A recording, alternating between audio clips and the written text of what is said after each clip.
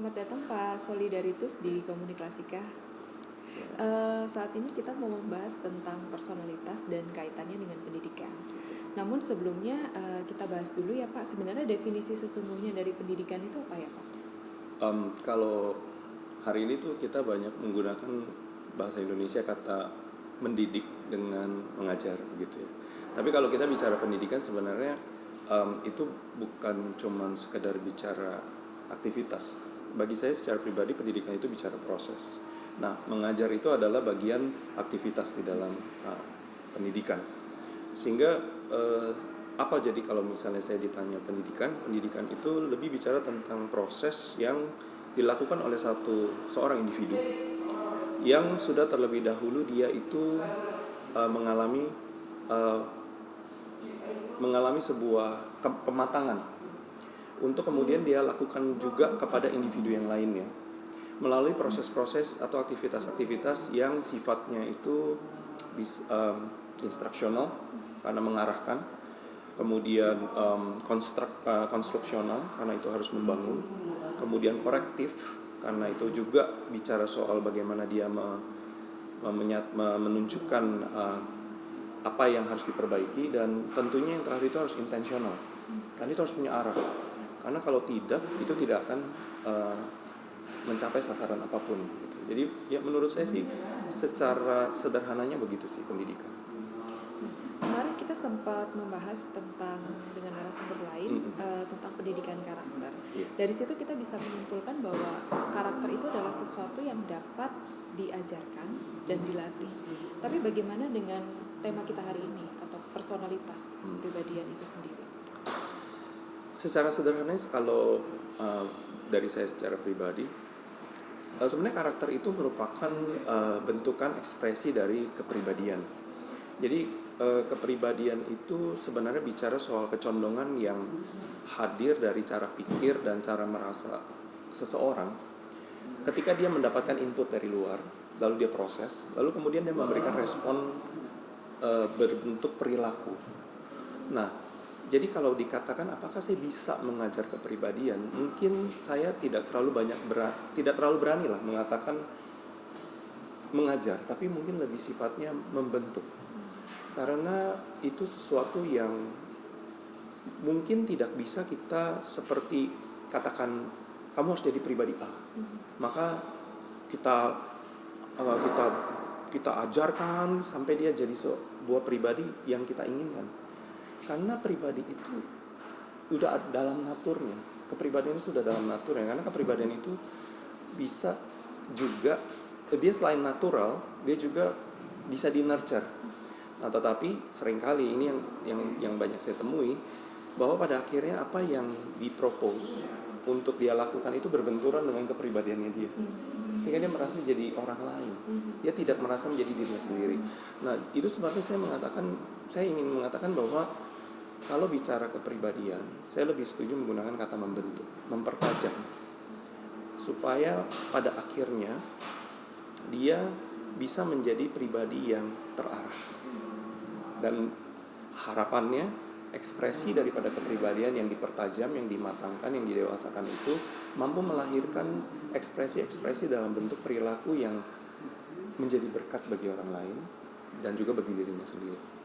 Dari situ kita bisa menyoroti bahwa sebenarnya kepribadian tiap anak itu unik ya Pak, bahwa dia itu melihat dirinya sebagai sosok pribadi segambar dan serupa dengan Allah gitu ya Pak. Nah, bagaimana proses pendidikan itu seharusnya dijalankan? Nah, kalau bicara kata unik, maka mungkin saya agak sedikit batasi, karena unik itu kan pada dasarnya bicara soal ada sesuatu yang spesifik, yang khusus pada. Nah, kalau bicara anak ya berarti pada diri anak itu gitu. Nah, kalau kita mengaitkan berkenan tentang keunikan dengan pendidikan, maka satu hal yang pasti harus disadari oleh pendidikan, bahwa tidak pernah ada yang namanya one size fits all gitu. Tidak ada satu metode atau satu model yang mampu langsung bisa diterapkan dan menjangkau setiap anak. Nah, tetapi pada saat yang sama kita juga tidak bisa jadinya, kalau begitu saya harus secara customize nih, satu anak, karena ya ini kita bicara pendidikan secara umum ya. Jadi menurut saya apa yang harus dilakukan pendidikan? Pendidikan itu harus berani memiliki fleksibilitas untuk bergerak dari sesuatu yang sifatnya komunal, yang umum, dan juga nanti dia bergerak menuju ke sesuatu yang sifatnya spesifik. Kenapa saya katakan begini? Karena seunik-uniknya seorang anak, tetap dia akan memiliki keumuman yang juga dimiliki anak-anak yang lainnya. Nah, di dalam ruang itu baru kita mengatakan kita harus mengatur sesuatu model yang sifatnya umum. Tetapi pada saat yang sama, ketika kita sudah melakukan pembelajaran umum ini, jangan lupa bahwa ada keunikan di situ. Ada anak-anak yang meresponnya dengan cara-cara tertentu. Nah, inilah yang saya sebut sebagai fleksibilitas untuk kita menjangkau anak-anak itu satu persatu, sampai mereka mampu engage, mampu merasa memiliki pendidikan itu. Kalau enggak, khawatirnya ya kita ajarkan itu seperti melempar air ke ratusan mulut botol.